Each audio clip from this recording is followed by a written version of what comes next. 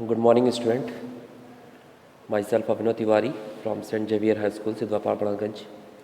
And today I am going to start class 9th physics chapter name work, power and energy. तो student last video में हमने law of conservation के बारे में detail में discuss किया था। आज हम लोग इसी चैप्टर में रेट ऑफ डूइंग वर्क पढ़ेंगे। तो काम करने का जो रेट है वो क्या हर काम का रेट सेम होता है, क्या हर काम का रेट डिफरेंट होता है, क्या मशीन से काम करने पर रेट सेम होता है, इन सभी के बारे में हम इस टॉपिक के अंदर जानेंगे। तो do all of us work at the same rate? Do machine consume or transfer energy at the same rate? Agent that transfer energy do work at a different rates. यानी इन सब का जवाब है एजेंट जो कि एनर्जी का transfer करता है और इसी की वजह से जो रेट है वर्क का वो डिफरेंट होता है। A stronger person may do certain work in relatively less time. A more powerful vehicle would complete a journey in shorter time than a less powerful one. We talk about the power of machine like motorbikes and motor cars. The speed with which these vehicles change energy or do work is basis for their classification. तो अभी हमने example दिया कि अगर stronger work person है तो वह कम समय में ही ज़्यादा वर्क करता है। उसी तरह से ज़्यादा पावरफुल व्हीकल्स है तो वो अपनी जर्नी कम समय में ही कंप्लीट करता है। तो अब हम लोग बात करते हैं मशीन जैसे कि मोटर बाइक और मोटर कार्स के पावर के बारे में हम डिस्कस करेंगे। The speed with which these vehicles change energy और do work is basis for their classification. अगर हम व्हीकल्स के स्पीड की बात करें और उनमें होने वाले एनर्जी चेंज या फिर डूइंग वर्क के बेसिस पर हम इसे क्लासिफाई करें तो हम कह सकते हैं power measure the speed of work done. यानी पावर जो है वह वर्क डन के स्पीड को मेज़र करता है। दैट इज़ हाउ फास्ट और how slow work is done. इसी से पता चलता है कि वर्क कितना स्लो होता है और कितना फास्ट होता है। तो पावर यहाँ पर मेन फैक्टर हुआ। तो power is defined as the rate of doing work or the rate of transfer of energy, it's called power। यानी वर्क करने का रेट जो है या फिर एनर्जी ट्रांसफ़र का रेट पावर कहलाता है। इसका फॉर्मूला होता है P = W/T।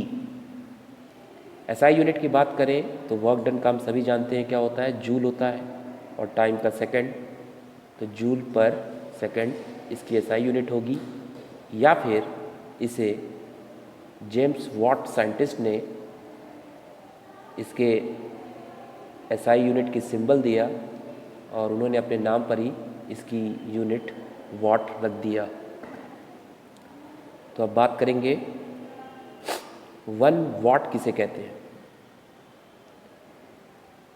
यानी 1 वॉट वह पावर है जो 1 जूल पर सेकंड से काम करता है, वही कहलाता है 1 what.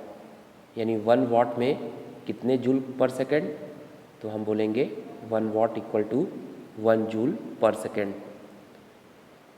We express larger rate of energy transfer in kilowatt. यदि एनर्जी का ट्रांसफ़र ज़्यादा रेट से हो रहा है तो उसके लिए हम कुछ बड़े यूनिट्स का इस्तेमाल करते हैं, जैसे कि 1 किलो वाट। तो 1 किलो वाट कितने वाट के बराबर होता है? 1000 वाट। इसी तरह से बात करें, the power of an agent में वेरी विथ टाइम। तो टाइम के रिस्पेक्ट में पावर के रिस्पेक्ट में टाइम भी चेंज होता रहता है। इसका ये मतलब हुआ कि अगर हम लोग डिफरेंट इंटरवल ऑफ टाइम में वर्क कर रहे हैं तो वहाँ पे पावर भी क्या होगा? डिफरेंट होगा। अब बात करेंगे कंसेप्ट ऑफ एवरेज पावर की। ये भी बहुत इम्पॉर्टेंट टर्म है। तो एवरेज पावर क्या है? जब हम टोटल एनर्जी को टोटल टाइम टेकन से डिवाइड कर देते हैं तब हम एवरेज पावर फाइंड कर लेते हैं। यानी average power by dividing the total energy consumed by the total time taken is called average power. बढ़ेंगे नेक्स्ट पेज पे। अब बात कर लेते हैं कुछ कमर्शियल यूनिट ऑफ एनर्जी की। The unit joule is too small and hence is inconvenient to express large quantity of energy. We use a bigger unit of energy is called kilowatt hour. तो joule जो ये unit है ये बहुत ही छोटा होता है, इसलिए लार्ज क्वांटिटी ऑफ एनर्जी को मेज़र करने के लिए हमें असुविधा होती है। इसलिए हम लार्ज क्वांटिटी की एनर्जी को मेज़र करने के लिए बड़ी यूनिट का इस्तेमाल करते हैं जिसे किलोवाट आवर कहते हैं। तो बात करेंगे what is 1 kilowatt our. It means it uses 1000 joule of energy every second. यानी 1000 जूल जो है एनर्जी का हर सेकंड हम कितना यूज़ करते हैं वही कहलाता है 1 किलोवाट आवर।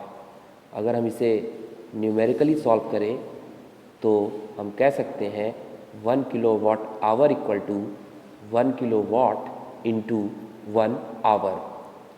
तो 1 किलोवाट बिगर यूनिट है तो इसे हम छोटा करेंगे, यानी 1 किलोवाट में कितने वाट हम पहले भी बता चुके हैं 1000 वाट, और 1 आवर में कितने सेकंड? तो 3600 सेकंड होता है। जब इन दोनों को मल्टीप्लाई करेंगे तो एग्जैक्ट वैल्यू आएगा 1 किलोवाट आवर का 3.6 इंटू 10⁶ जूल। तो इस तरह से हमने किलोवाट आवर के बारे में जाना। अब किलोवाट आवर का यूज़ हम हाउस होल्ड, इंडस्ट्री और कमर्शियल इस्टेब्लिशमेंट में ज़्यादा करते हैं। जैसे electrical energy used during a month is expressed in terms of unit, hence 1 unit means 1 kilowatt hour. तो स्टूडेंट, ये चैप्टर यहीं पे समाप्त होता है। आप लोग इस चैप्टर के इंटेक्स क्वेश्चन और एनसीईआरटी एक्सरसाइज क्वेश्चन को ज़रूर से देखेंगे और जितने भी न्यूमेरिकल है उसे सॉल्व करेंगे।